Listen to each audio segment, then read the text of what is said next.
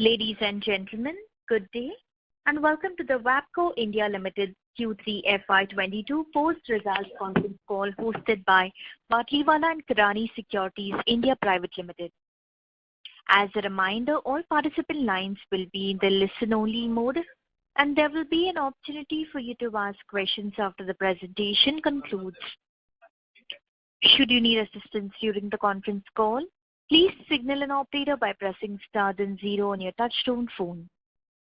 Please note that this conference is being recorded. I would now like to hand the conference over to Mr. Annamalai Jayaraj from Batlivala & Karani Securities India Private Limited. Thank you and over to you, sir. Thank you, Janice. Good afternoon. Thanks for joining us today and welcome to Wabco India's call to brief on the quarterly earnings. Today, the third quarter earnings for FY2021-2022 will be presented by the management team of Wabco India Limited. Your host today from Wabco India Limited will be Mr. P. Kaniyappan, Managing Director, Mr. R. S. Rajagopal Sastry, CFO, as well as Mr. M. Muthulakshmi, Company Secretary. Certain forward-looking statements that we make today are based on management's good faith, expectations, and beliefs concerning future developments. As you know, actual results may differ materially from these expectations as a result of many factors. Wabco India's results for the quarter ending December 31, 2021 were published on January 27, 2022 and is available on the website www.izf.com under the Investor Relations section. We hope that you have had an opportunity to go through that. A transcript of this call will also be made available on the website www.izf.com under the Investor Relations section. I'll now hand over the call to Mr. P. Kaniyappan, who will provide you with the further insights onto the results. Over to you, sir. Thank you, Mr. Jayaraj. I warmly welcome you all to Wabco India Limited's third quarter results for financial year 2021-2022. Let me begin with the business update. First, the industry and economic update. I would like to start with the macroeconomic aspects relevant to our industry, the GDP growth. As you will be aware, there are many estimates of India's GDP growth. The consensus appears to be a growth of 9.5% for the financial year 2021-22. Additionally, there are positive trends in the index of industrial production, particularly driven by mining and a moderate increase in highway construction. Freight rates showed a steady average increase of close to 7% every month during the quarter, where diesel prices have remained flat. The improved uptake in bank credit is also at the highest level seen over the last 2 years, which provides room for optimism.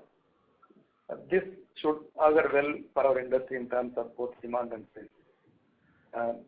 Despite the challenges posed by the continued semiconductor shortages, increasing material and logistics costs, we will continue to protect our customers and business and strive to deliver value to our stakeholders.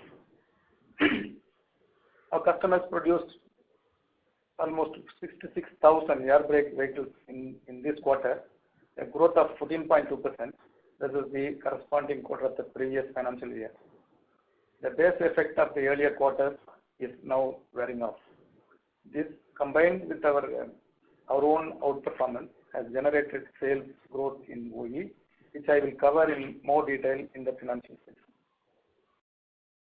We have been working consistently to increase our content per vehicle, and in the quarter under review, we were able to extend our telematics business further with the leading OEM for their HDT platform, in addition to the light and medium duty segment on which we were already supplying.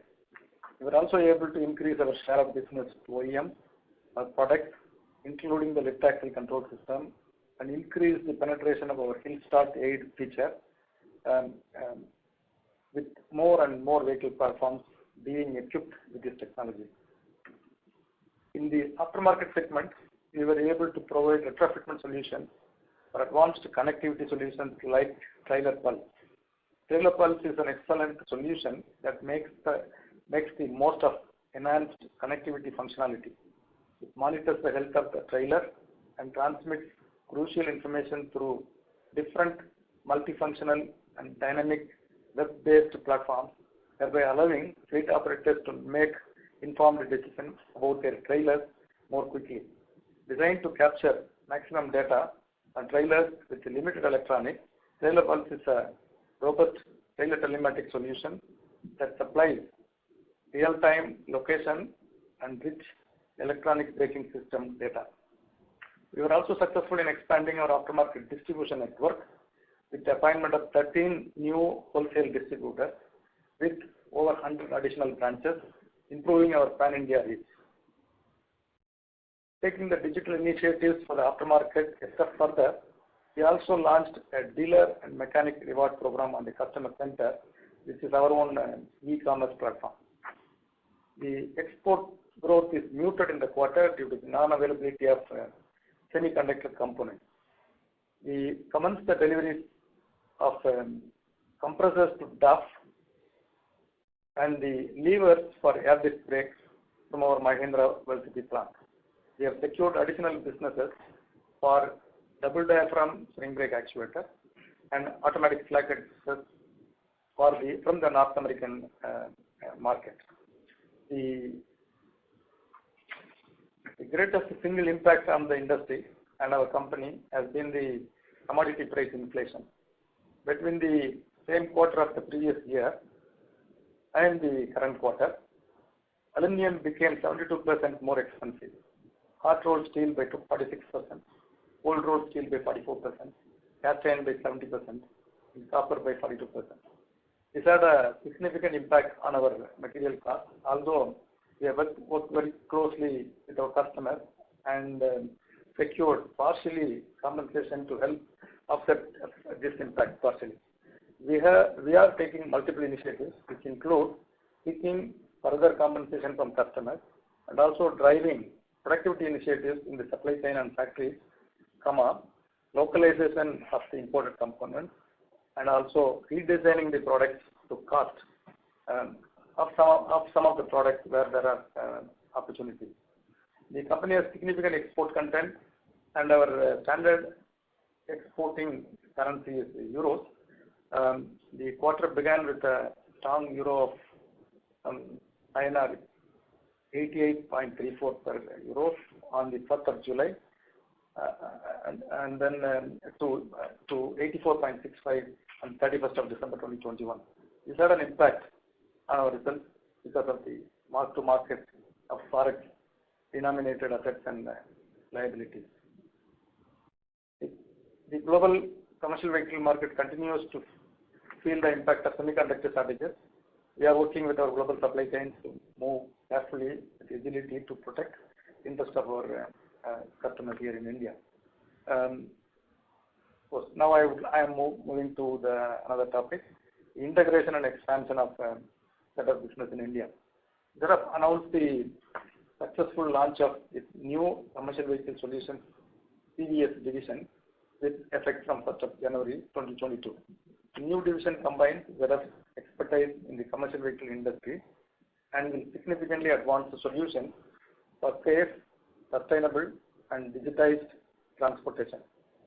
The new division unites ZF's former commercial vehicle technology and commercial vehicle control systems division, the latter of which was formed from ZF's May 2020 acquisition of Wabco.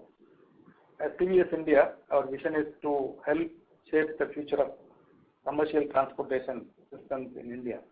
By leveraging synergies across the ZF group, we are uniquely positioned to offer the next generation of solutions and services for commercial vehicles and fleets in India and worldwide. Our support will play a key role in making them more efficient, safer, connected, intelligent, and automated. Under the umbrella of ZF's strategic vision for next generation mobility, we will leverage our capability to innovate, integrate, and advance CV vehicle control systems and set the pace to address the challenges of the commercial transportation industry in India. By mobilizing commercial vehicle intelligence, we will powerfully contribute to the next generation mobility corporate strategy. As a logical step, the company sought the approval of shareholders to change its name to ZF Commercial Vehicle Control Systems India Limited. Shareholders have consented the majority voting in favor, and we have initiated the follow-up action, which includes statutory and other brand promotion exercises to further strengthen the ZF brand in India. Our expansion project at Oragadam is progressing well, and currently we are in the preparatory phase for our plans and obtaining the required approvals. In line with our plan, construction is expected to commence in the latter half of March 2022. We will invest about 150 crores within the next 2 years, including plant and machinery. Additionally, the company successfully incorporated its own subsidiary named ZF TV Control Systems Manufacturing India Private Limited. This company will focus on manufacturing ZF products, plans for future India market introduction. The company also filed an application to be considered as a recipient for the production-linked incentive for the manufacture and sale of automobile and auto component industry products. We await the outcome of this application. Now I am moving on to the CSR outreach, corporate social responsibility outreach. As the COVID-19 pandemic is ongoing, we are continuing to offer our support during these critical times to help improve the capacities of community hospitals to tackle the pandemic. At Wabco India, CSR is viewed as a powerful opportunity to help create a positive impact for the future by working together with the communities, governments, and local bodies to deliver qualitative social improvement. The Wabco Foundation, a not-for-profit organization, has been set up to implement our CSR initiatives. During the third quarter of the financial year 2021-22, we supported the Assam State Transport Corporation with some 45 sanitizer machines. As previously communicated, we supported the government of Tamil Nadu's free vaccination initiative. I'm happy to share with you that of the 8,000 doses we have committed, we have now reached the halfway mark. Additionally, we conducted a blood donation camp at our Jamshedpur site, and 82 of our employees came forward to take part in this important camp. Continuing to make progress on our road safety initiative, in this quarter we conducted 5 road safety interventions. A total of approximately 320 vehicles were checked, and health checkups were done for 280 drivers, and they were supported through the CSR Foundation. Almost all company employees have been vaccinated with the first dose. The company population with the second dose is steadily increasing and was at 81% as December 2021. In line with the relaxation in restrictions at various locations and the evolution of the demand, the company is progressively scaling up production as it evolves. This includes increasing office-based working, following strict social distancing norms and protocols, and with employees safely remaining a top priority. Awards and recognition. Wabco India Limited won the Best Supplier Award for the category of technology innovation from Volvo Eicher Commercial Vehicles. Our Mahendra World City plant has been chosen for Export Excellence Award for our export performances in financial year 2016-17, second position, and financial year 2017-18, first position. Our employees continue to demonstrate high levels of engagement and participated in various external total employee involvement competitions, winning numerous awards across several categories in the third quarter of the fiscal. I'm happy to share that in this quarter, our teams won a total of 12 awards, both at national and regional level, in the various competitions organized by the CAI, ACMA, and QCFI, Quality Control Forum of India, Auto Component Manufacturing Association, and Confederation of Indian Industry. And now, moving on to our financial performance for the quarter. For your is of reference. The results were made public at 6 p.m. on 27th of January. I hope you have had a chance to go through them. Aided by an increase in vehicle production of 16% and our own market outperformance of 11%, our sales to OEMs is 275.9 crores, which is 26% better than the previous year. The overall strength in demand ensured that our aftermarket sales too jumped by 19.2% to 87.4 crores this quarter. Exports was a strong performer last year, helping us manage a very difficult time, and it remains almost flat this quarter at 229.3 crores. Our engineering and other services continue to provide very strong value to our customers in the group. The growth in service income is very healthy, 29.6%. Well, I have a lot of good news which I shared with you on the top line. I should say the current period is very challenging from a profitability perspective. Overall, we have achieved a profit before tax of 43.2 crores, which is 7.3% of the product sales. Our EBITDA for the quarter is 11.4%. We continue to carefully review the environment and our performance to consider further opportunities for actions to mitigate the commodity inflation gain traction. This is important as we also see softening of the commodity prices going forward. Thank you. We are now open to take your questions. Thank you very much. Ladies and gentlemen, we will now begin the question and answer session. Anyone who wishes to ask a question may press star and 1 on their touchtone telephone. If you wish to remove yourself from the question queue, you may press star and 2.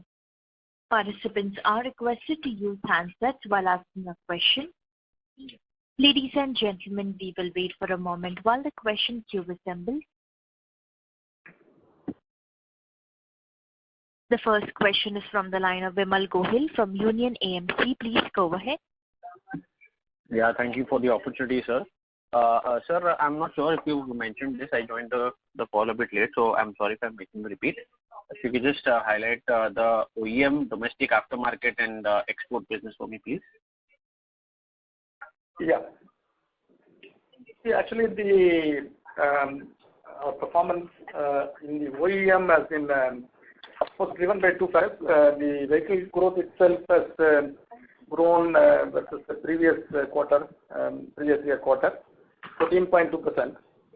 And we did outperformance of about 11%. So our growth is around 26% in the OE. In the aftermarket, we grew 19.2% again this quarter versus the previous year same quarter. Export more or less flat because our growth in the previous year itself is very good in the export. So we had certain challenges to, even though the orders are there, we were not able to deliver because we needed certain semiconductor parts to be fitted on export in few of the parts, plus also some certain sensors.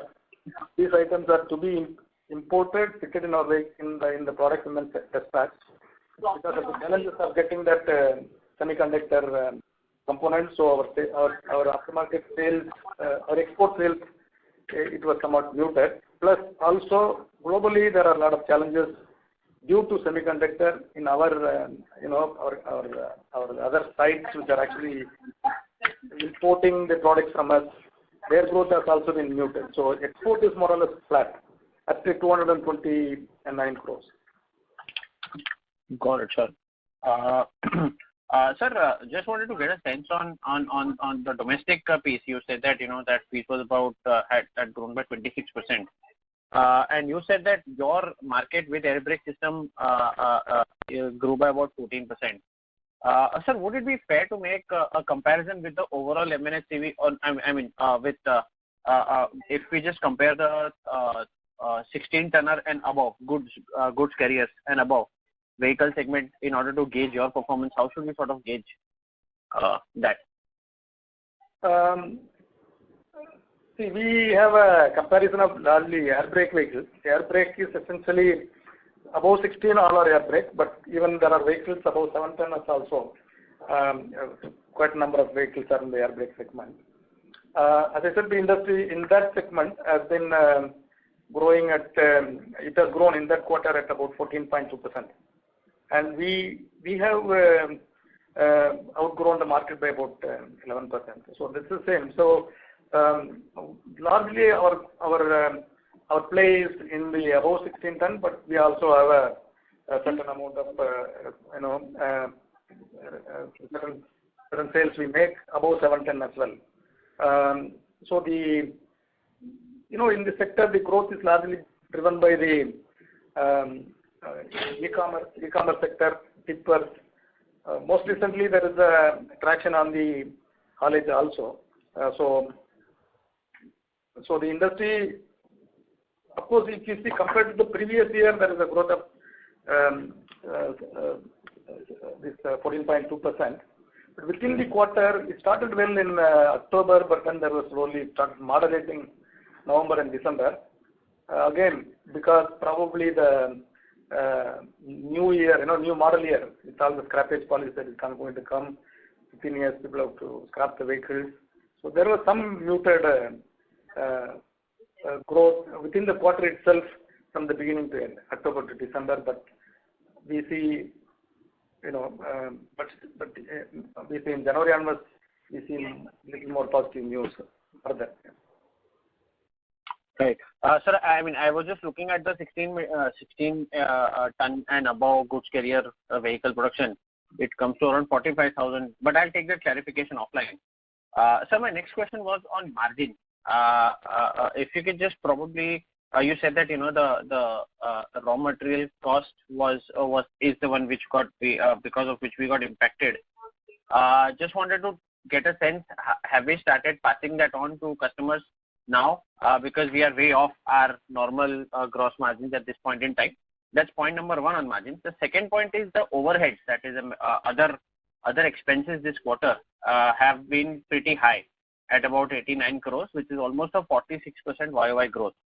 So what has contributed to that? These are my two questions on margins, sir. Yeah. To the first question, we have been regularly interacting with customers to get that prices compensated. Almost we have got almost 4 times in the year. At every quarter, the logic we work with them is that we will absorb for a quarter, and end of the quarter they compensate.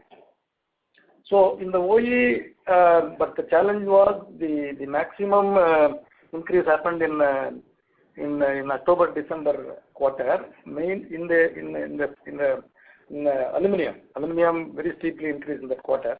So some of that will get compensated in this year. So typically I would say, to give a number to you, in the OE business you got about 70% compensated. Actually we are working with them to get the rest as well. On the aftermarket, on the other hand, we have affected, because we made 2 increases, one in March, other one in July. But still, as of now, we have got about 46% of the inflation. Pass on. The rest we would like to do it in the coming quarter. There is a time lag, but in principle, some amount of indexing, even though we don't get 100%, but then a certain amount of indexation we have actually, during the course of the year, we work with customers and make sure that it's accepted. So that's the on the compensation. On the overheads, I would request our CFO to give some light on that. On the other expenses, straight away we spoke about the foreign exchange. So foreign exchange loss definitely was one of the elements. And because of the increase in, some amount of increase in volume, so volume also explains the additional variable expenses which we have incurred. And a few other topics which we had was, CSR was not a topic last year, so CSR is giving us the impact this year. corporate social responsibility.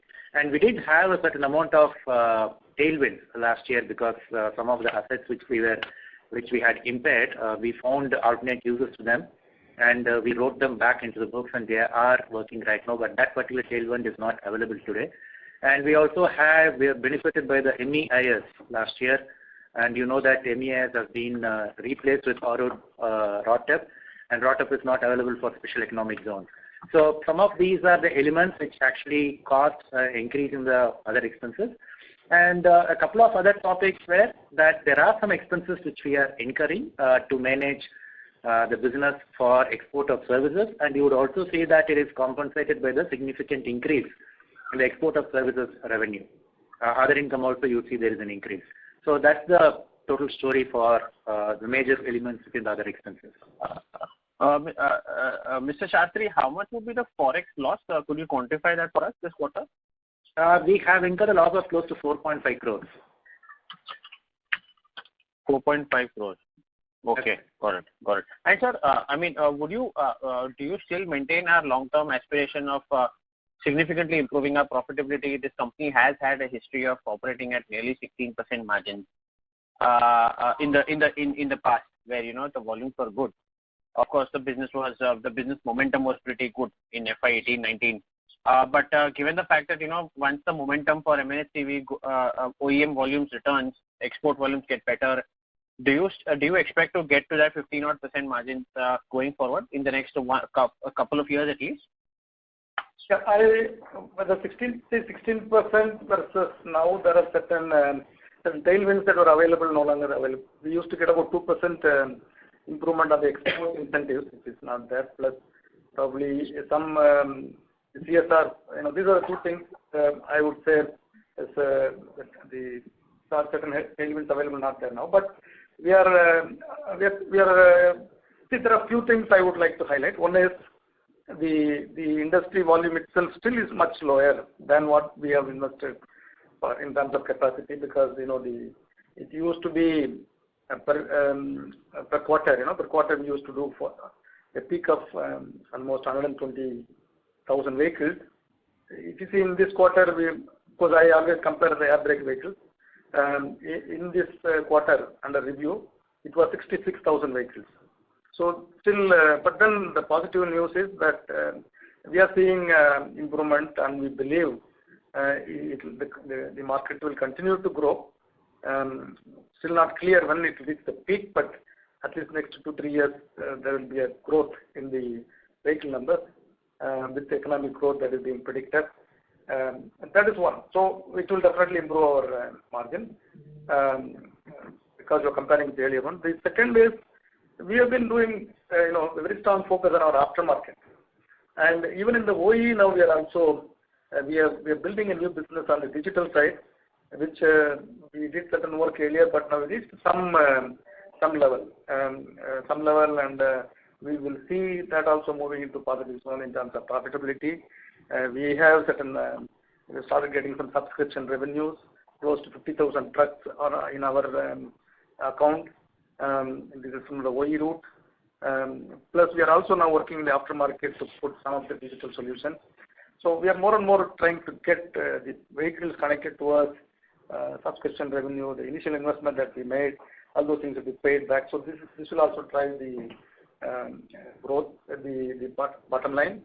And the aftermarket as a business itself, as a percentage of overall sales, we are trying to drive better. As I said, very fundamental improvement we have done in terms of launching 13 new distributors with 109 new branches, increasing the reach in the market, applying some of the analytics tools and techniques to see each product, how much we are selling, how much we should sell, what is our entitlement, etc. So we are driving that growth. With all that not so good economic situation, we are growing in the aftermarket about 20% in that quarter.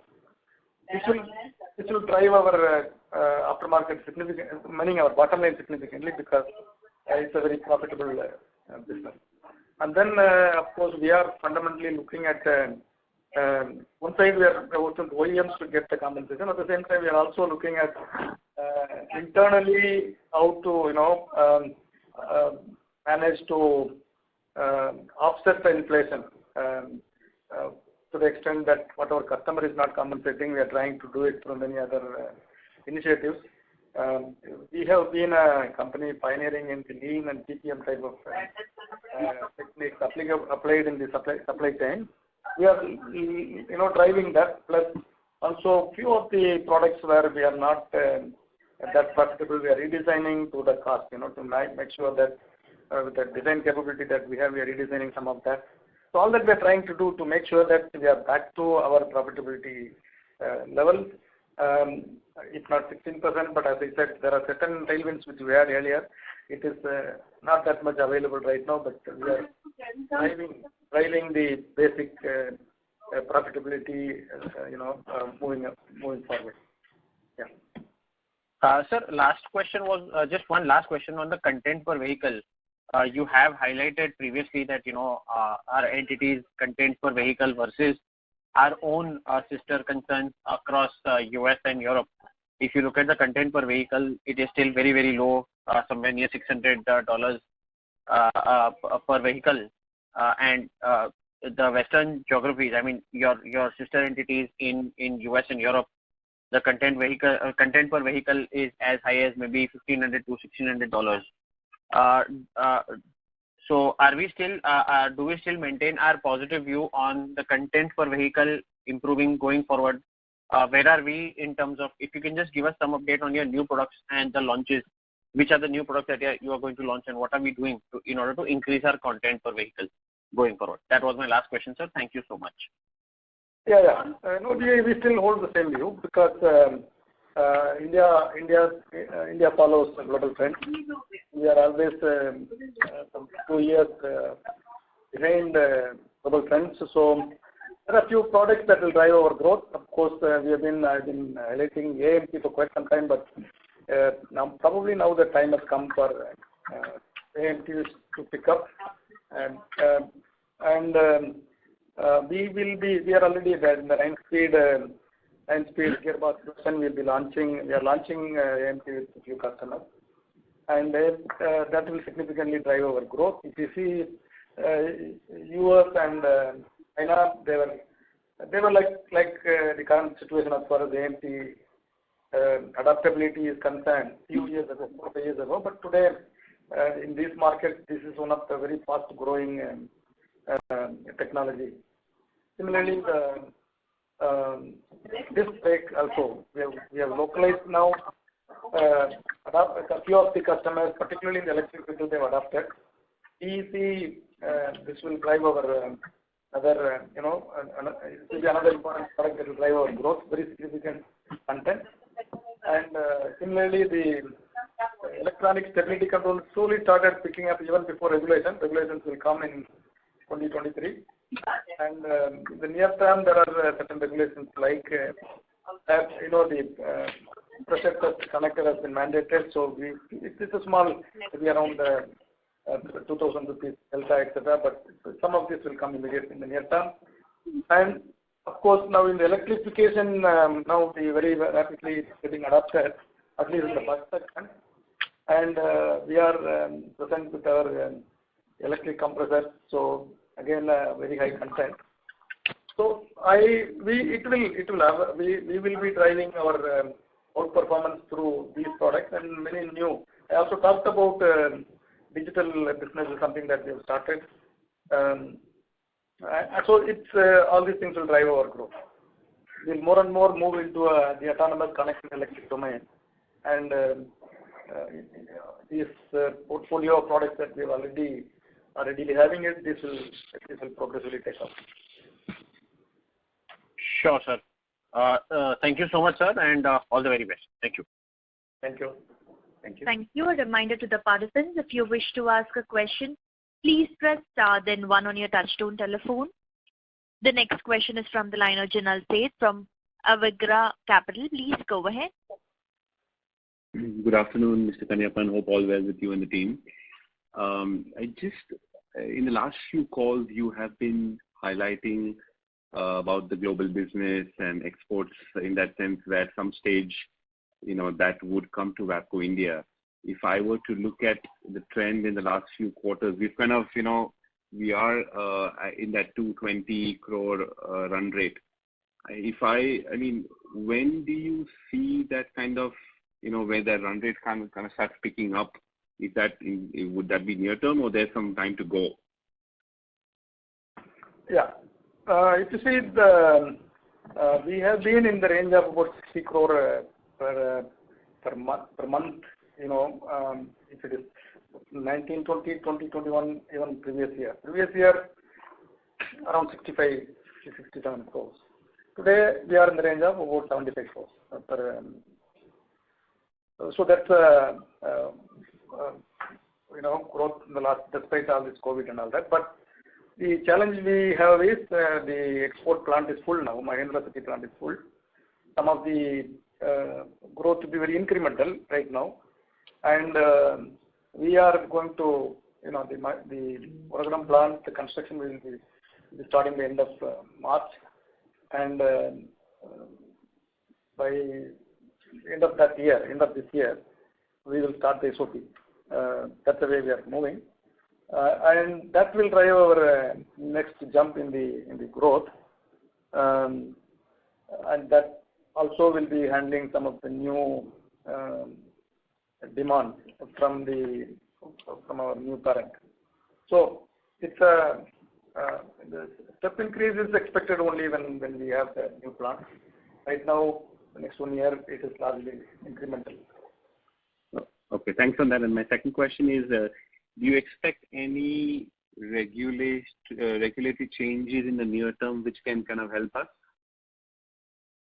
No, of course, we say in the top line, the regulatory changes are, in the very near term, from April, there is going to be a regulation which calls for some of our products to be fitted with the pressure test connector. The connector that will help the fleets and the customers to check the pressure in the system. That many of our products are to be fitted with that pressure test connector. From April, I think it comes into force. So it's a small delta. Then the major thing is that electronic stability, which there is a mandate already available for the M3 buses from April 2023. We have already homologated the technology with most of the OEMs. Some of the OEMs already started selling even before the regulation, because this product, some customers, particularly those who are carrying the hazardous goods, they need it even now. So that already started. Few other customers, in the next 1 year time frame, they will homologate and adopt. So we are getting ready for that regulation in April 2023. These are the two things I'm able to see. Okay, yeah, sorry. No, I'm sorry. The pressure connector that you mentioned, what is that a small component of our sales? It is the overall delta could be in the range of some 2,000 rupees, because many of our products need to be fitted with that. I wouldn't say it's not a big change, but still that in terms of timeline, next quarter it will come into force, and we are all getting ready for that. Okay, thank you so much and good luck. Thank you. Thank you. Before we take the next question, a reminder to the participants, if you have a question, please press star then 1 on your touchtone telephone. The next question is from the line of Mukesh Saraf from Spark Capital. Please go ahead. Yes, good evening, and thank you for the opportunity. So firstly is on this new subsidiary that we are setting up, just wanted to understand, would we be separately catering to some specific products, some of these that you mentioned, or it would do the same products that we have been doing in the standalone business?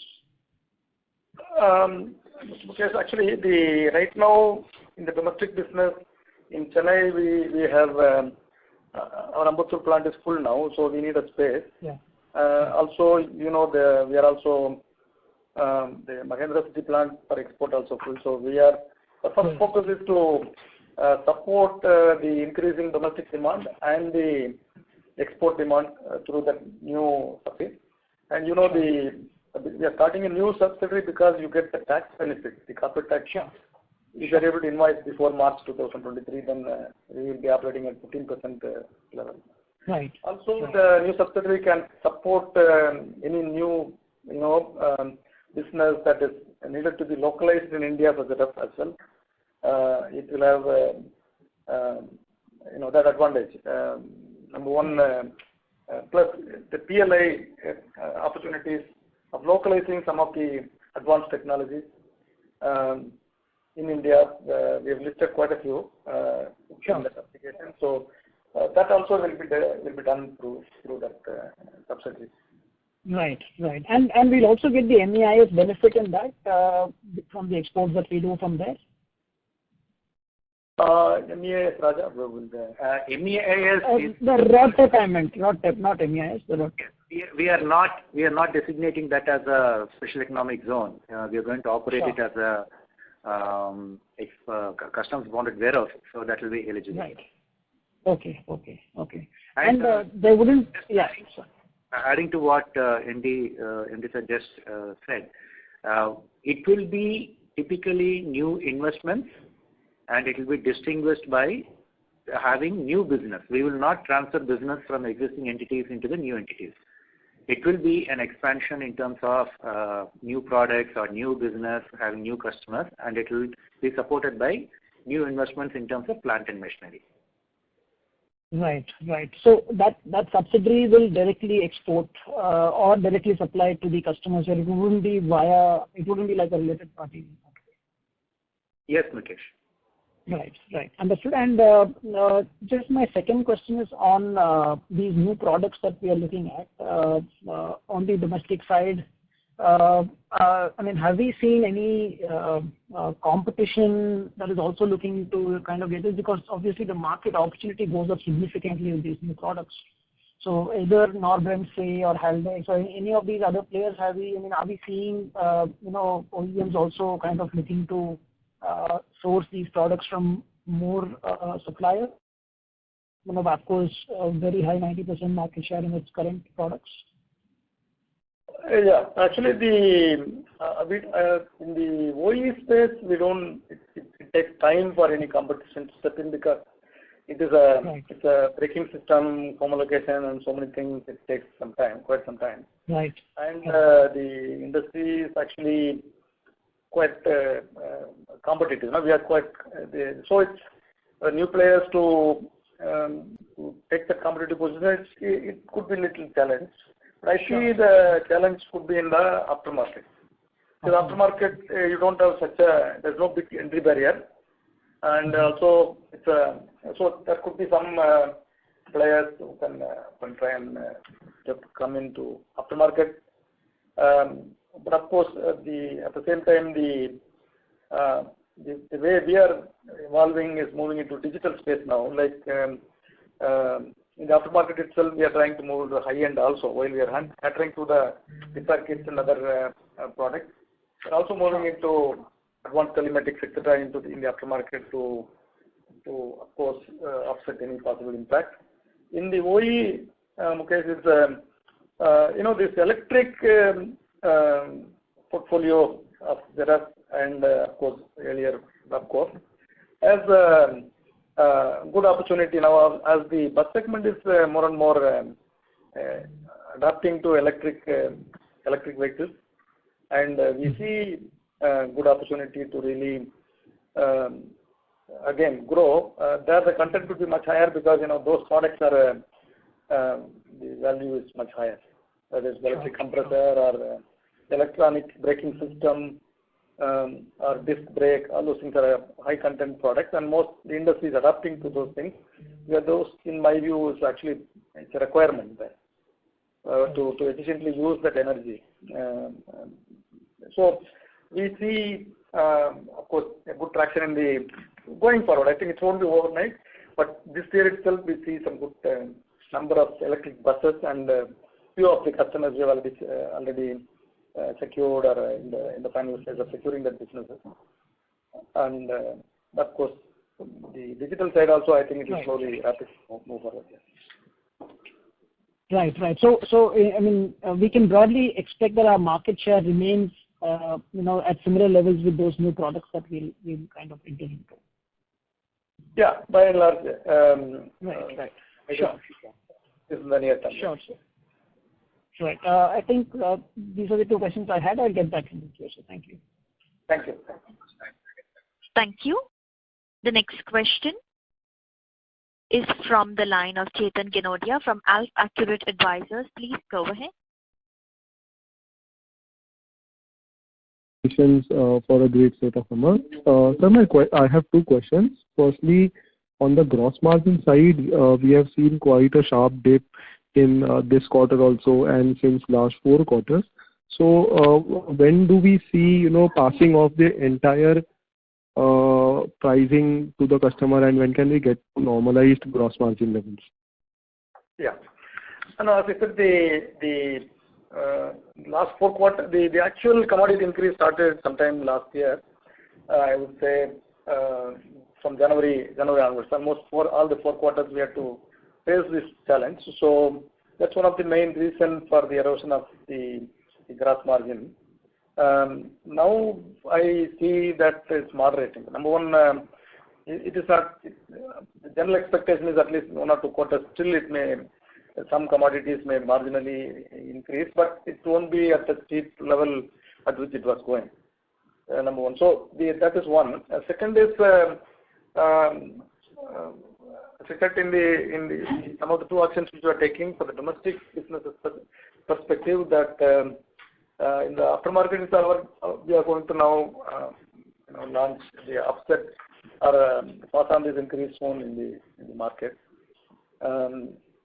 At least to the extent that the commodity inflation has happened, which is an action plan. And OE, as I said, we are working with customers, so maybe within a quarter, we might be able to secure, at least 80% of the cost that is being, that we have incurred.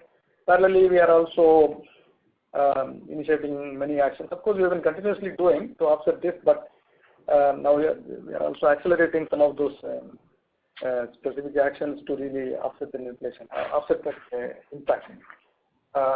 So I'm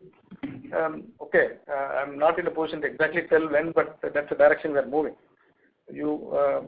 Probably, in my view, the worst is over. Okay, sir. And secondly, you said our plant will not be eligible for MEIS scheme, and so 16% kind of margins that we did historically will not be very likely possible. So is it not possible for us to pass on the difference, the shortfall due to MEIS to our customers? We can try. Again, because it's an incentive that was available here. Normally, these export businesses based on certain contracts that we have with customers. But more actions, I would say, should be driven internally to see how we can offset it. I'm not sure whether it's a straightforward topic to just pass on because the incentive we cannot get in it. On the other hand, Raja was saying that whatever we'll be producing from the new site, Oragadam, we'll get that incentive through the road-up route because we are not positioning the site as a feature. Okay. And sir, just a clarification: our Oragadam plant the construction of the same will start from March 22, right? And commercial production will start from what time period? Our target is to do by December.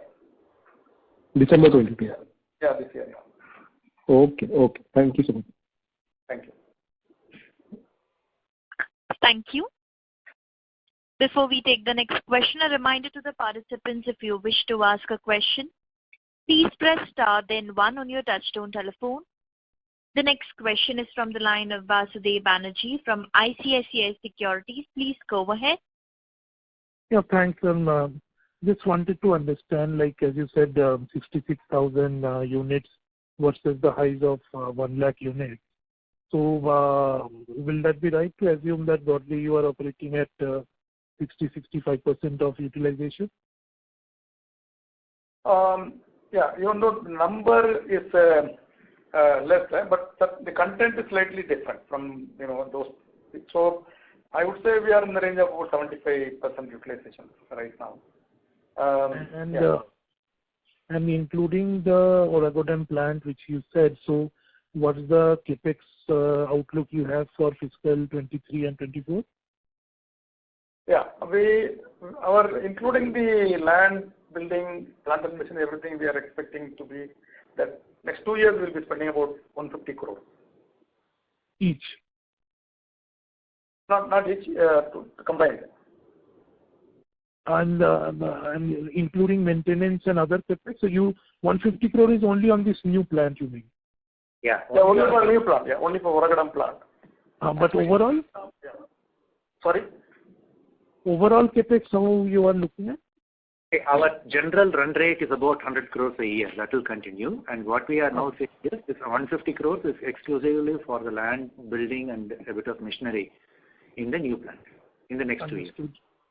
And sir, your comments on how this, initially you also commented a bit, how do you see this semiconductor shortage resolving gradually both in India and your target export markets? So your comments? Yeah, maybe I'll give a little more detailed answer here. The domestic market, we are currently, only there are two products which we rely on that semiconductor. One is the ABS ECU.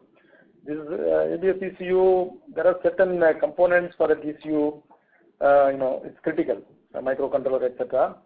But then we have protected all the customers in this year.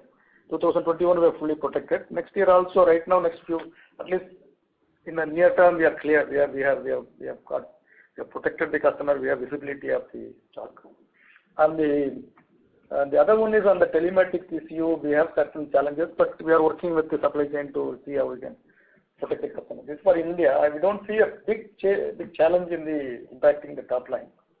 But exports is a different story because they export many of our plants, global plants. Their customer production is affected because of they are not able to produce the vehicle itself because of the semiconductor shortage. So that is still continuing. Even in this quarter, many parts of the world they have challenges.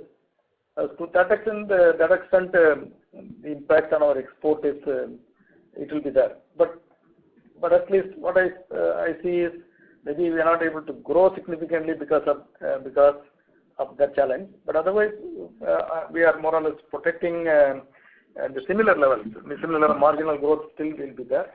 We have some good back order spending. Few products that we are exporting from Mahindra City, it has to be fitted with a certain electronic control unit, which has to be supplied by our parent organization. There we have some challenges. But as I said, in the domestic business, from our side, we may still protect our customer lines. But customers themselves, if they are not able to, produce vehicles because of shortage of semiconductor, because semiconductor shortage is expected to be there for at least another 2-3 quarters. It's not going to be.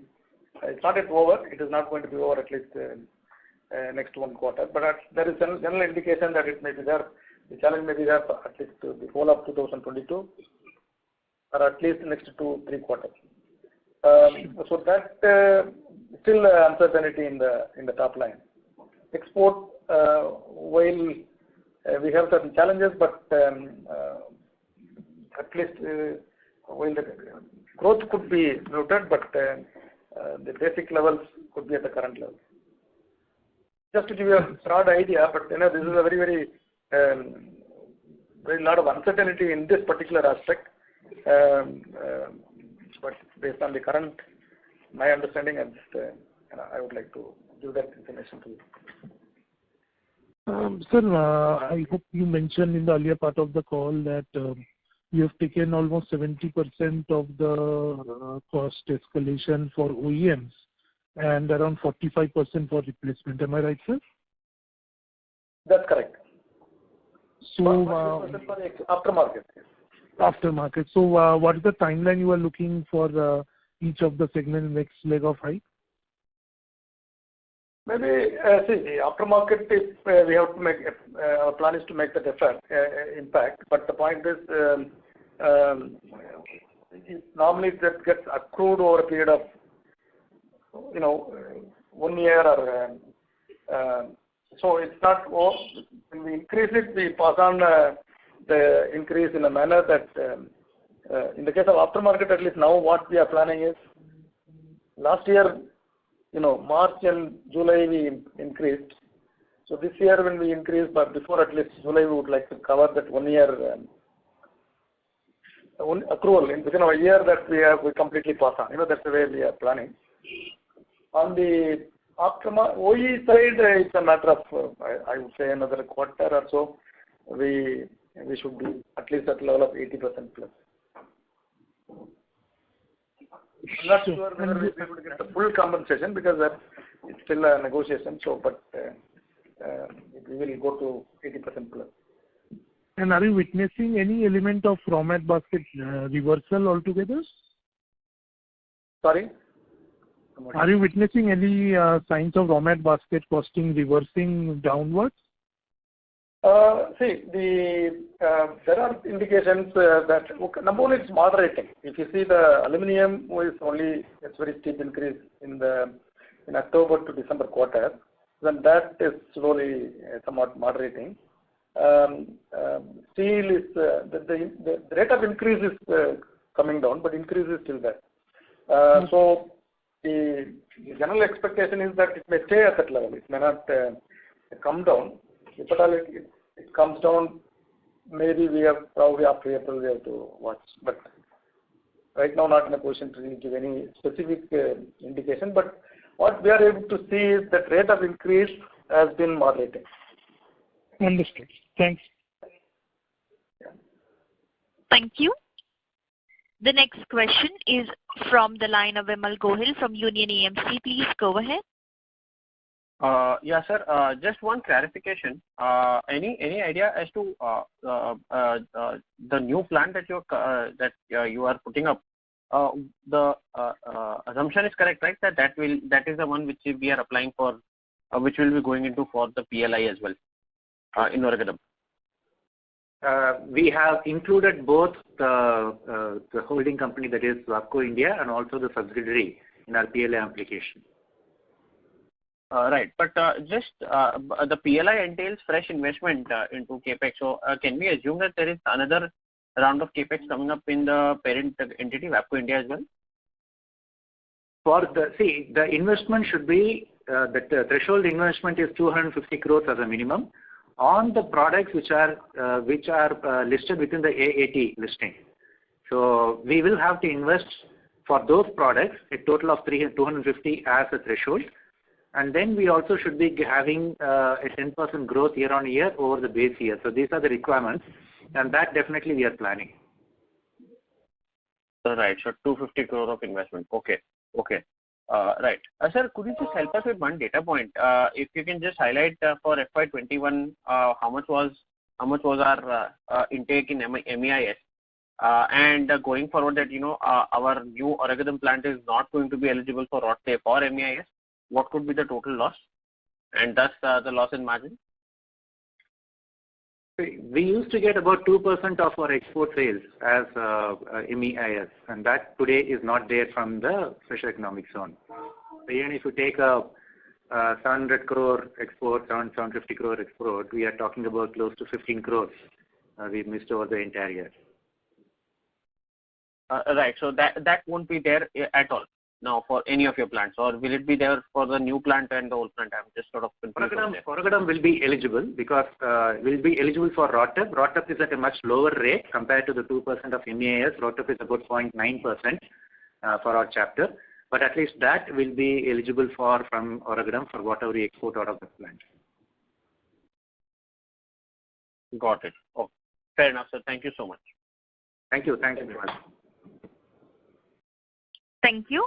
Ladies and gentlemen, that was the last question for today. I would now like to hand the conference over to the management for closing comments. No, I would like to thank everyone. It was quite good opportunity for us also to share the details as required, as expected by the